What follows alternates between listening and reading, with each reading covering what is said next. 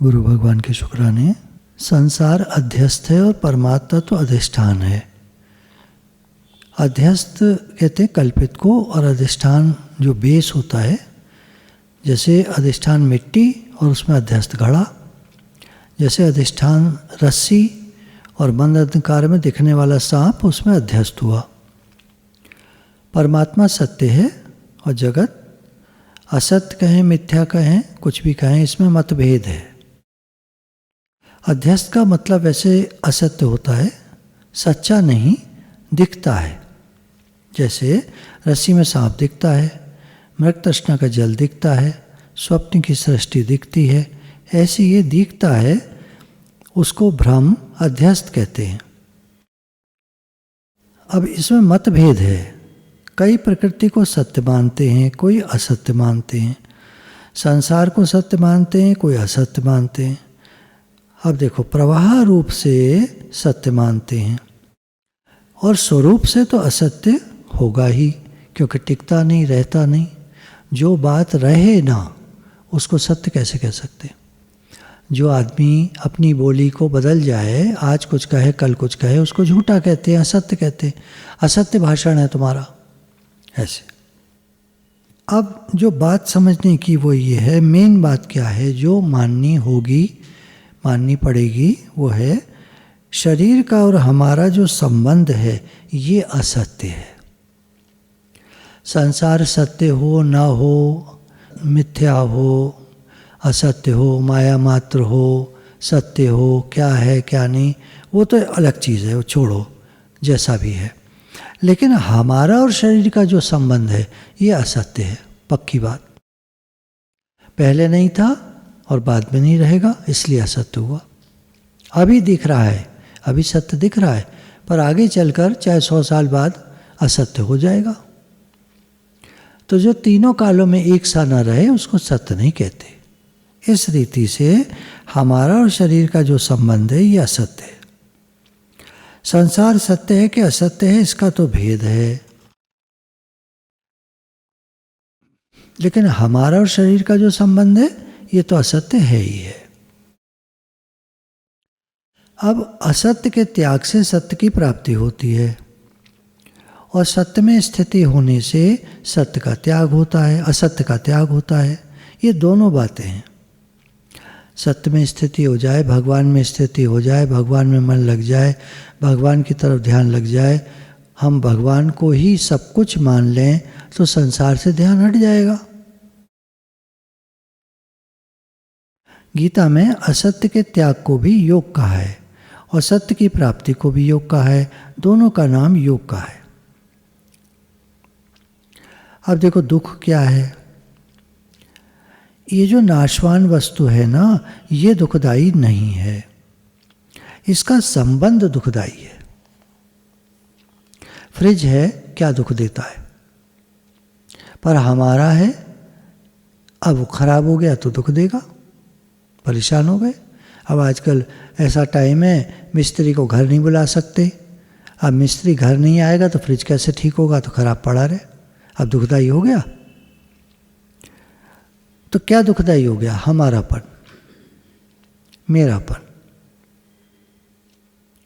कोई भी चीज़ है, मानो कोई व्यक्ति है, हमको छोड़ के चला जाए तो दुख दे गया। तो दुख है कहाँ? संबंध में। सड़क पे कितने ही आ रहे हैं जा रहे हैं, कोई दुख नहीं दे रहा। मेरेपन का संबंध दुख देता है। संबंध में जो राग है, नाशवान की जो प्रियता है, और नाशवान जिसका जन्म मरण हो रहा है,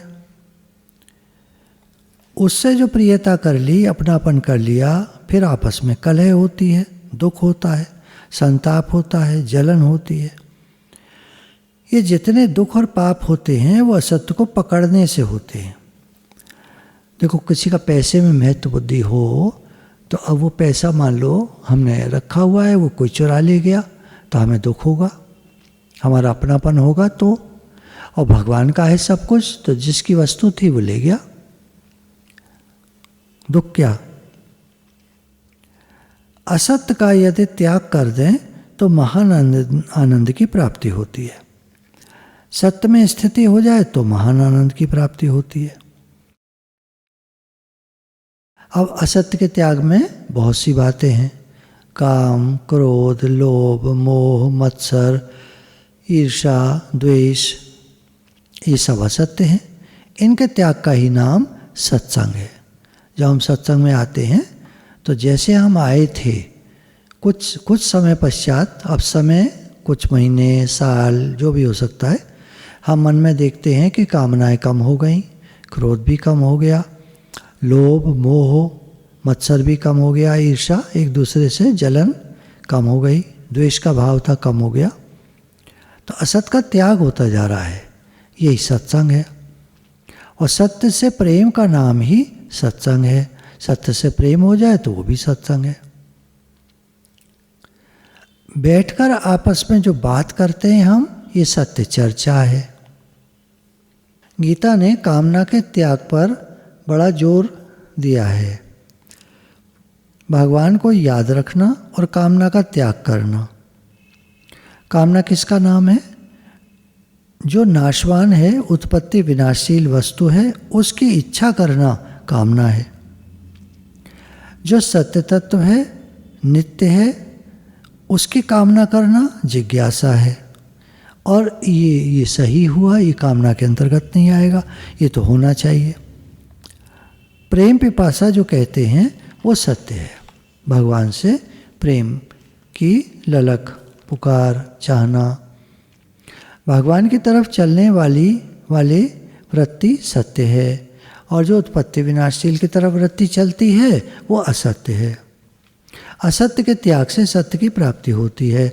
हमारा मन संसार की तरफ न चले, भगवान की तरफ चले। जितने भी दुर्गुण दुराचार हैं, ये सब असत्य की प्राप्ति में हेतु हैं। मन में दुर्गुण आते हैं, बुरे गुण आते हैं, कामनाएं आती हैं, क्रोध आता है, लोभ लालच आता है, ये सब दुर्गुण हैं। दुराचार है, बुरे कर्म का भाव आता है, कुछ पाने का, कुछ छीनने का, दूसरे की चीज़ है, हमको अच्छी लग गई, अब हमें चाहिए, तो ये आचरण खराब हो गया ना, हमने चुरा ली उसकी चीज़। तो ये सब असत्य की प्राप्ति में हेतु हैं। असत्य की प्राप्ति अप्राप्ति है और असत्य की अप्राप्ति भी अप्राप्ति है। असत्य तो है ही, असत्य प्राप्त कर लोगे तो भी छूट जाएगा, और नहीं प्राप्त होगा तो भी छूट गया, तो छूटा हुआ है ही। परमात्मा तत्व की प्राप्ति भी प्राप्ति है, अप्राप्ति भी प्राप्ति है। भगवान मिले न मिले, भगवान तो अगर देखो तत्व दृष्टि से देखा जाए तो भगवान तो मिले ही हुए हैं। हम कौन हैं? कहाँ से आए? हम जो आत्मा हैं भगवान से ही तो आए, तो भगवान से मिले ही पड़े हैं, नित्य प्राप्त हैं भगवान। तो मानो मत मानो, भगवान हमारा स्वरूप है, नित्य प्राप्त हैं। हम विमुख हो गए, हमने ध्यान हटा लिया उधर से, इसलिए हम कहते हैं परमात्मा प्राप्ति करनी है, भगवान कहाँ हैं, दिखते नहीं, संसार तो दिखता है इसलिए हमारा इससे प्रेम हो जाता है, भगवान दिखते नहीं इसलिए हमारा उनसे प्रेम नहीं होता। तो ये हमने ऐसी भावना बना रखी है। गुरु कह रहे हैं, शास्त्र कह रहे हैं, भगवान नित्य प्राप्त हैं, ओत प्रोत हैं, सर्वत्र हैं, सब जगह हैं, ठसा ठस भरे हुए हैं। हमारे जो हम शरीर हम अपने को कहते हैं, तो शरीर के अंदर बाहर सर्वत्र हैं, सब जगह हैं, सब में हैं, सब समय में हैं, सब काल में हैं, सब परिस्थिति में हैं। कोई ऐसी जगह नहीं जो उनसे खाली हो। जो सब जगह तो हों, एक जगह ना हो तो वो भगवान नहीं हो सकते, क्योंकि भगवान तो सब जगह हैं। तो एक जगह ना होना ये कहना गलत है, भगवान सब जगह हैं, सबको प्राप्त हैं, नित्य प्राप्त हैं। कोई कहे हमें नहीं मिले या हमें कैसे मिले, तो ये केवल विमुख हो गए हैं, हम भूल गए हैं। उस भूल को मिटाने के लिए हम गुरु के पास जाते हैं, सत्संग में जाते हैं।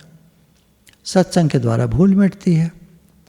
जैसे वही पुराना दृष्टांत है, एक सेठ जी ने चेन पहनी हुई थी, उसमें पेंडेंट था, पेंडेंट पीछे को घूम गया, गर्दन के पीछे चला गया। अब वो चेन तो उनके हाथ में आ गई, पेंडेंट मिले ना उनको। बोले अरे पेंडेंट खो गया, ढूंढा मच गया, चारों तरफ ढूंढा गया, नहीं मिल रहा था। इतने में एक महात्मा जी उधर से जा रहे थे, वो अंदर आए कि उनको बुलाया गया, भाई महाराज जी ये जो है बाबूजी का पेंडेंट खो गया है और बहुत कीमती है, आप कृपा करिए, कुछ आशीर्वाद करिए, भगवान से प्रार्थना करिए मिल जाए। तो बाबा जी ने कहा अच्छा 1 मिनट जरा सेठ जी बैठ जाइए आप, मैंने ये केस पहले भी देख चुका हूँ मैं, औरों के यहाँ भी हो चुका है, आप बैठिए। बैठे, अब बाबा जी ने पीछे को हाथ डाला, अब चेन जरा पीछे को सरक गई थी, पेंडेंट भी था पीछे पीठ की तरफ, खींच के निकाल दिया। बाबा जी ने कहा लो ये मिल गया, अरे मिल गया मिल गया मिल गया, तो मिल गया, वो तो नित्य प्राप्त था। तो इस उदाहरण के द्वारा गुरु हमको बार बार समझाते हैं भगवान तुमको नित्य प्राप्त हैं, भगवान सब जगह हैं, सब में हैं, सब समय में हैं, सब काल में हैं, सब परिस्थिति में हैं, सब तरफ हैं। केवल भूल हो गई है, तुमसे भूल गए हो बस। अब उनको याद कर लो, पहचान लो, बार बार कहो हे नाथ मैं आपका हूँ, आप मेरे हैं, हे नाथ मैं आपको भूलो नहीं। भूल ही तो है, भगवान तो है ही हैं, भूल को मिटा दो। हे नाथ मैं आपका हूँ, आप मेरे हैं, मैं आपको भूलो नहीं, हे नाथ मैं आपको भूलो नहीं, कहते रहो अंदर अंदर। भगवान आप ही तो हैं सर्वत्र, और कौन है? आपने कहा कि वासुदेव सर्वम, गीता में भगवान ने कहा वासुदेव सर्वम, तो आप सर्वत्र हैं। अब हम आपकी बात को झूठी करें कि आप कहाँ हैं, आप दिखते नहीं, आप मिलते नहीं। अरे भगवान निराकार रूप से सर्वत्र हैं, तत्व दृष्टि बनाओ तो है ही भगवान। वासुदेव सर्वम, वासुदेव सर्वमिति, सब कुछ है ही भगवान, भगवान से अन्यत्र कुछ है ही नहीं। सर्वखलविदं ब्रह्म नेहं नानास्ति किंचन, सर्वत्र ब्रह्म है, नहीं है दूसरा कुछ भी। तो भगवान के हम सम्मुख हुए तो ये प्राप्ति हो गई, और उनसे विमुख हो गए, इन्हें उनको भूल गए तो ये अप्राप्ति हो गई। इतनी सी कहानी है। तो भगवान को जब हम भूल जाते हैं तो उनसे दूर अपने को महसूस करते हैं, अनुभव करते हैं, फिर हम कहते हैं हमको भगवान को पाना है। भगवान तो सर्वत्र विद्यमान होने से नित्य प्राप्त है ही हैं, हर समय हैं, यहाँ भी हैं, सब जगह हैं, तो वो तो प्राप्त ही हैं, पर हम भूल गए हैं। तो इसमें भगवान को पाने की जो बात कही गई है वो केवल याद लौटने की बात है, हमारी याद लौटाए। याद क्या? मैं भगवान का हूँ, भगवान मेरे हैं, यही याद लौटनी है। क्योंकि हम भगवान को उस तरह से नहीं देख पाएंगे जब हम उनसे आए थे, क्योंकि तब हमारी ये आँखें नहीं थीं, ये वाली आँखें जो देखती हैं, दिमाग नहीं था जो स्टोर करता है बात को। तो अब आँखों ने देखा नहीं, दिमाग था नहीं, तो कैसे देखते उस समय को? तो इसलिए हमको समझ में नहीं आता कि हम भगवान से कैसे आए। परंतु गुरु ने बताया, शास्त्रों ने बताया कि एक समय था जब सृष्टि नहीं थी, तो भगवान के मन में संकल्प उठा एको हम बहुश्याम, और ये सारी सृष्टि रच गई। सारे जीव प्राणी ब्रह्मा जी के शरीर में समाये हुए थे, ऐसा गीता में भगवान ने कहा। तो वहाँ से वो सब निकल के आए और पृथ्वी पर सबने जन्म लिया और ये दुनिया चल पड़ी। तो ब्रह्मा जी के सूक्ष्म शरीर में सारे सूक्ष्म शरीर प्रलय आने पर विलय हो जाते हैं, और जब उत्पत्ति होती है प्रकृति की, सृष्टि की, तो फिर से निकल आते हैं, फिर से जन्म ले लेते हैं। उनके जैसे जैसे संकल्प पूर्व में रहे होते हैं पहले, उन्हीं संकल्पों के अनुसार अब वो फिर से जन्म लेते हैं। तो ये थ्योरी भगवान ने गीता में बताई है। अब असत्य की सत्ता विद्यमान नहीं है। असत्य जो एक टाइम में दिखे और एक टाइम में न दिखे उसको असत्य कहेंगे। भाई उसके सत्य की परिभाषा क्या है? जो सब समय में एक सा हो। तो असत्य की सत्ता विद्यमान नहीं है, उसकी कोई हस्ती नहीं है, एग्जिस्टेंस नहीं है, एनर्जी नहीं है। और सत्य का अभाव विद्यमान नहीं है, सत्य का अभाव नहीं होता। सत्य कहीं हो कहीं ना हो तो वो सत्य कैसा हुआ? सत्य सब जगह होगा। किसी समय में हो किसी समय में ना हो तो फिर सत्य कैसे हुआ? वो सब समय में होगा। तो सब जगह होगा, सब समय में होगा, सब कहीं होगा। कोई स्थान एक सुई की नोक के बराबर भी उनसे खाली नहीं होगा, क्योंकि अगर कोई स्थान खाली हो गया तो वो सब जगह नहीं हुए फिर। तो परमात्मा सर्वत्र हैं, सब कुछ वे ही बने हैं, उनके सिवा कुछ है ही नहीं। ये बात शास्त्रों में वर्णन है, उसको हम समझ लें। सत्य तो सदा विद्यमान रहता है, सबके लिए विद्यमान रहता है। किसी के लिए हो किसी के लिए ना हो तो सत्य कैसे होगा? तो वो सबके लिए विद्यमान रहता है। उनके लिए कोई जाति पाति, कोई धर्म मजहब, कोई छोटा बड़ा कुछ नहीं है। वो तो सब जगह हैं ही हैं। कहीं हो कहीं ना हो तो सत्य नहीं होगा, कभी हो कभी ना हो तो सत्य नहीं होगा। तो सब जगह है, सर्वत्र है, सब समय में है। और उनका वियोग नहीं होता, क्योंकि यदि उनका वियोग किसी समय में हो जाता तो फिर वो वियोग ही माना जाता। वो हर समय हमसे मिले हुए हैं, सब जगह हैं, सब समय में हैं, फिर ये नहीं कह सकते थे क्योंकि इस समय में तो वियोग हो गया, तो सब समय में कहाँ हुए? तो कभी भी कहीं भी किसी भी समय में किसी अवस्था में किसी भी परिस्थिति में वियोग नहीं होता। उनका तो संयोग ही संयोग है। अब हम अपने को गलती से शरीर मान लेते हैं, जो एक दिन मिला है और एक दिन छूट जाएगा, सब समय में नहीं होगा। तो सब समय में ना होने से असत्य हुआ, सत्य नहीं हुआ। और अभी भी प्रतिक्षण बदल रहा है, वियोग हो रहा है इसका। जैसा बचपन में था अब नहीं है, तो वियोग हो रहा है, बदल रहा है। तो इसका योग कहाँ हुआ फिर शरीर का? भगवान सब समय में हैं, हर जगह हैं, तो उनका संयोग है। जो महात्मा विदेह होते हैं वो विदेह ही होते हैं, सदैव होने वाले विदेह नहीं होते। हम अपने को शरीर मानते हैं तो हम विदेह की श्रेणी में नहीं आएंगे। ये महात्मा विदेह हैं, ऐसे राजा जनक को कहा, तो हमारी श्रेणी हुई। हम अपने को शरीर मानते हैं तो हम विदेह नहीं माने जाएंगे। हैं तो हम विदेह, आत्मा जो है हम स्वयं विदेह ही हैं, पर मानते हम क्या हैं? अपने को शरीर मानते हैं तो गड़बड़ हो गई, सब गड़बड़ हो गई। अब ये शरीर से हम कहते हैं हमें परमात्मा प्राप्ति करनी है, अब ये कैसे कराएगा? जो खुद नित्य नहीं है वो नित्य की प्राप्ति कैसे कराएगा? जो स्वयं असत है वो सत की प्राप्ति कैसे कराएगा? असत के त्याग से सत की प्राप्ति होती है। शरीर भाव गुम हो तो आत्म भाव प्रकट हो। मैं आत्मा हूँ, शरीर नहीं हूँ, ये पूरा स्टेटमेंट है। मैं आत्मा हूँ ये कहा तो अधूरा रह गया, शरीर नहीं हूँ ये साथ में जुड़ेगा। असत के त्याग से सत्य की प्राप्ति होती है। मैं शरीर नहीं हूँ तो फिर कौन है? ये प्रश्न उठ सकता है। मैं शरीर नहीं हूँ तो कौन हूँ? तो आंसर आएगा मैं आत्मा हूँ। ये पूरा हो गया। तो असत के त्याग से सत्य की प्राप्ति हो गई। सत आत्मा, असत शरीर। मैं शरीर नहीं हूँ ये त्याग हुआ।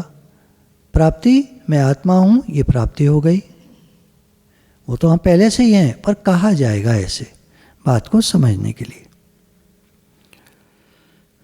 जिस सीढ़ी के द्वारा हम छत पर जाते हैं तो छत पर जाना हो तो सीढ़ी की गरज करनी पड़ती है, पर ऊपर पहुंचकर सीढ़ी को छोड़ दिया जाता है। तो यदि ये कहा जाए कि शरीर से ही तो परमात्मा प्राप्ति होती है, चलो सीढ़ी की तरह मान लो।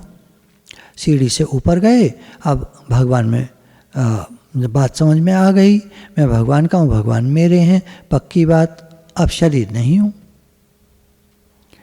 मैं शरीर का नहीं हूँ, शरीर मेरा नहीं है। मैं भगवान का हूँ, भगवान मेरे हैं, ये पूरी बात। असत के साथ संबंध रहता है। कब तक? जब तक हम सत के साथ संबंध नहीं जोड़ लेते। जब तक हम शरीर से संबंध जोड़े रहते हैं तब तक तो हमारा पतन ही पतन है, क्योंकि शरीर में फिर इंद्रियां हैं, साथ में मन है, बुद्धि है, चित्त है, अहंकार है। अब ये गिराने के कारण है, ये हमें गिराते रहते हैं हालतों में, परिस्थितियों में, वस्तुओं में। जब हम असत के साथ संबंध न मानकर सत से संबंध जोड़ लेते हैं, असत की उपेक्षा कर देते हैं, ध्यान हटा लेते हैं, यह मैं नहीं हूँ और ध्यान अपना लगा देते हैं परमात्मा में, भगवान में, मैं भगवान का हूँ, तो काम बनता है। अब ये काम ज़्यादा तब बनेगा जब असत का त्याग होता चला जाएगा। मैं शरीर नहीं हूँ। अगर थोड़ा भी हम शरीर को पकड़े बैठे हैं तो पूरा फायदा नहीं होगा। देखिए, त्याग तो करना ही पड़ता है जीवन में, हम सबका अनुभव है। कोई पुण्य करना चाहें हम तो कैसे होगा? बोला रुपये से होगा। या तो सामान दोगे, खाना दोगे, या रुपया दोगे। सामान कैसे आएगा? रुपये से। खाना कैसे आएगा? रुपये से। तो रुपये का त्याग करना पड़ेगा। तो कोई भी पुण्य करना हो तो रुपये का त्याग करना पड़ता है। आपके संसार के लोगों के त्याग ही काम आता है, रुपये काम नहीं आते। कहने का भाव, ये वहम पड़ा हुआ है कि रुपये काम आते हैं। मतलब त्याग रुपये का करते हैं तब सामान आता है, तब खाना आता है, तब चीज़ें आती हैं, तब कोई भी हमको काम करना हो, मकान खरीदना हो तो रुपये का त्याग करना पड़ेगा, तब सुख आराम मिलेगा मकान का। तो आप कोई भी चीज़ लो, रुपया खर्च करना पड़ता है, त्याग ही काम आता है। तो ये जो असत वस्तु है, शरीर है, संसार है, चीज़ें हैं, ये हमें निहाल नहीं कर सकती, ये हमको सुखी नहीं कर सकती। हम चाहें सत को और पकड़े रहें असत को तो काम नहीं आता, काम नहीं बनता। असत के त्याग से मुक्ति होती है और पैसों के त्यागने से सामान मिलता है, सत्कर्म होता है, पुण्य होता है। तो देखा जाए तो त्याग ही काम आता है, रुपया काम नहीं आता। कहने का भाव क्या है? रुपये को आप खा नहीं सकते, पहन नहीं सकते, ओढ़ नहीं सकते। किसी माता जी को मानो गले में चेन पहनने का मन है तो काहे से आएगी? रुपये से। तो सेठ जी कहें क्या करेगी चेन का? रुपया ही पहन ले।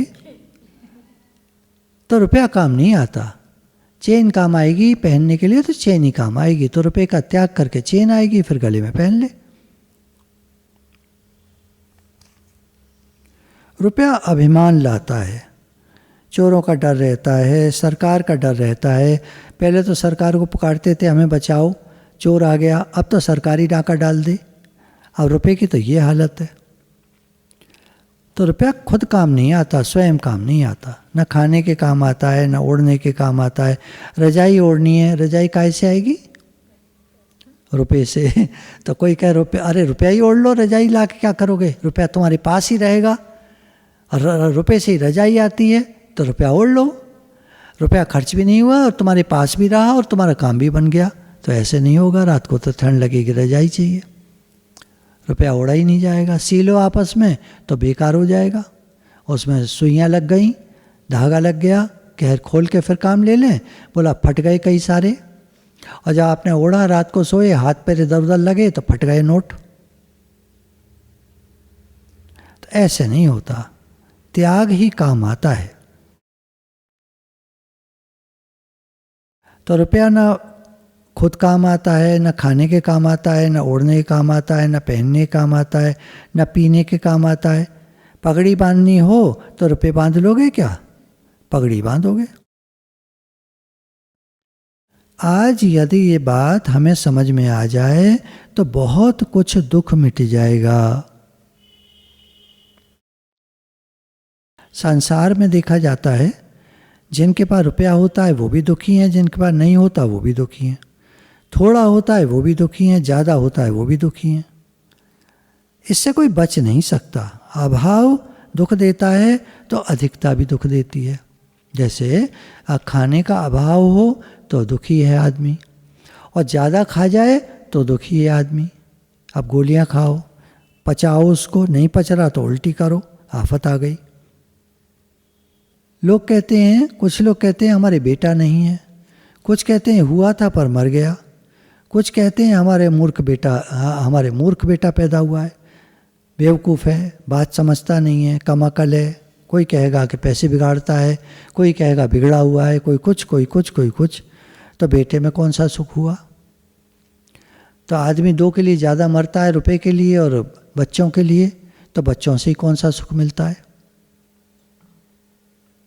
चलो कोई कहता है हमारा बच्चा बहुत अच्छा है, तो ठीक है, कोई बात नहीं, ज़्यादा में ज़्यादा क्या करेगा? कंधा दे देगा, शमशान तक ले जाएगा, फूंकाएगा, और ज़्यादा तो कुछ कर नहीं सकता। अब जीवन का निचोड़ है ये। गुरु क्या होता है ना, हमको जीवन का निचोड़ बताते हैं, सार बताते हैं। इस संसार में क्या रखा है? जन्म है, जीना है और मृत्यु है। 3 दिन का जीवन होता है, एक दिन आने का, एक दिन रहने का, एक दिन जाने का। धर्मशाला में लोग जाते हैं, थोड़ा टाइम रहते हैं, फिर वापस चले जाते हैं। ऐसी ये संसार है। तो इस संसार में मन न लगा करके हम भगवान में मन लगाएं। भगवान हमारे अपने हैं, वहीं से हम आए, वहीं हमें जाना है। तो वहीं के हम हैं, वो हमारा असली घर है। भगवान हमारे असली माँ बाप हैं, असली हैं वो हमारे। दुनिया सब नकली है, मिलती है छूट जाती है। साथ तो कोई निभाता नहीं, निभा सकता नहीं, किसी की हस्ती नहीं के साथ निभा दे, और साथ कोई जा नहीं सकता। जो स्त्रियां सती हो जाती थी वो भी साथ कैसे जाएंगी? वो तो चला गया पहले ही, अब वो बाद में मरी। अब मरी तो वो तो अलग टाइम हो गया, तो साथ में तो वो भी नहीं गई। टाइम का तो अंतर आ गया ना। गीता में भगवान ने कहा है कि जो व्यक्ति अपने लिए पकाता है, अपने लिए खाता है, वो चोर है। तो हम अपने लिए काम करें, अपने लिए जिएं, अपने लिए खर्चा करें, अपने लिए खाना खाएं, तो ये तो जीवन ऐसा हो गया पशु जैसा। पशु भी क्या करते? अपने लिए जीते। जो केवल अपने लिए काम करता है, अपने लिए जीता है, अपने लिए खाता है, अपने लिए रुपया कमाता है, अपना राज्य बनाता है, वो तो हिरण्यकश्यप हो गया, राक्षसों की श्रेणी का हो गया। भगवान कहते हैं कि संसार के लिए करो, भोजन बनाओ तो ठाकुर जी के लिए बनाओ। बीकानेर की बात है, वहाँ एक स्त्री रहती थी, उनके घर जाना हुआ तो बात बात पे कहती, जैसे कोई आया, आज क्या बनेगा? बोले ठाकुर जी के लिए प्रसाद बनाओ, ये बना लो, फिर भोग लगाओ, प्रसाद हम भी लेंगे। तो बनाओ ठाकुर जी के लिए। जितनी भी पहले पुरानी हवेली हुआ करती थी, सबसे पहले उसमें मंदिर बनता था। मंदिर में सबसे पहले हवन होता था, पूजा पाठ होता था, तब लोग गृह प्रवेश करते थे। ये भी मोहन निवास जब बना तो सबसे पहले यहाँ पर हवन हुआ, बड़ा हवन हुआ, बहुत बड़ा हवन हुआ, करीब 4-5 घंटे लगे थे। पूरा सब बनाया गया था उसके लिए बाकायदा, हाँ, सब कायदे से हवन किया गया था। ऐसे पहले ठाकुर जी को याद करें, सबसे पहले ठाकुर जी को याद किया, तब आए इसमें। कोई सामान नहीं आया था बिल्कुल, पहले हवन हुआ तब सामान आना शुरू हुआ। ठाकुर जी के लिए भोग लगाया जाए, जनता जनार्दन के लिए बनाया जाएगा तो उसको ब्रह्मभोज कहेंगे या भंडारा कहेंगे, यज्ञ कहेंगे, तो यज्ञ भी श्रेष्ठ है। भले ठाकुर जी के लिए बनाओ, भले सबके लिए बनाओ तो अच्छा है। केवल अपने लिए बनाओ और खाओ तो वो जैसे पाप है, गीता भगवान ने कहा, वो पाप को ही खाता है। पाप मतलब जो भगवान को भूल करके काम करे वो सब पाप ही है। प्रभु ते भूलिया तो व्यापई सभी रोग। मैं देह हूँ, सबसे बड़ा ये पाप है। मैं भगवान का हूँ, मैं भगवान का हूँ, सबसे बड़ा ये जाप है। तो मैं भगवान का हूँ, ये जाप हुआ, और मैं शरीर हूँ, ये पाप हुआ। पाप हुआ मतलब भगवान को भूल गए। अब जो काम करेंगे मैं शरीर हूँ मानकर, वो सब पाप की श्रेणी में है। खाना भी पाप की श्रेणी में, ये भगवान ने गीता में कहा है। जगत के लिए करो तो भी अच्छा, भगवान के लिए करो तो भी अच्छा। तो भोजन अपने लिए नहीं बनाना है, करना है, भगवान के लिए करना है। ज्ञान की भाषा जो लोग बोलते हैं, तो एक सज्जन कहा करते, इस घोड़े को दाना दे दो, अपना काम करता है, इस घोड़े को दाना दे दो, मुझे कुछ नहीं चाहिए, मैं तो आत्मा हूँ, आत्मा तो खाता नहीं है। तो ज्ञान की भाषा में ऐसे हो गया। भक्त क्या कहेंगे? भगवान के लिए खाता हूँ, भगवान के लिए सब काम करता हूँ। तो शरीर को स्वस्थ रखने के लिए खाता हूँ तो भगवान के लिए खाता हूँ, भगवान का काम करता हूँ, भगवान का काम करेंगे तो शरीर को भूख लगेगी, तो खाएगा, तो भगवान के लिए खा रहे। उनके सब कर्म भगवान के अर्पण होते हैं। जो केवल अपने लिए करते हैं वो तो बंधते हैं, क्योंकि अच्छा और बुरा कर्म होता है। भगवान ने कहा हर कर्म में दोष है, जैसे अग्नि में धुआं। कितना भी बढ़िया काम करो, कोई ना कोई उसमें ऐसा कुछ हो जाएगा कि जो बंधन में ले आएगा। और अगर आप कहते हो मैं तो केवल सत्कर्म करता हूं, तो सोने की जंजीर, बंधन तो है, कर्म का फल बंधन है। भगवान के लिए करते हैं तो छूट गए।